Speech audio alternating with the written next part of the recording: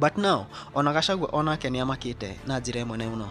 Recently nĩararĩ kũrĩa Maryland. Na Maryland nĩaracemanirie na Gen Z. Hi everybody. Hi Truthful Man. Hi cousins. My name is Valentine Wanjiro Gethai.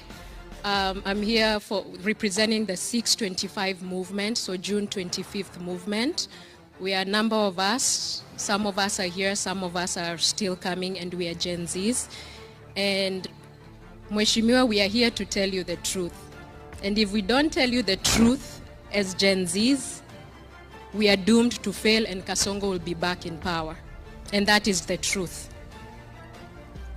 We have many questions, but because of time, I won't address the questions.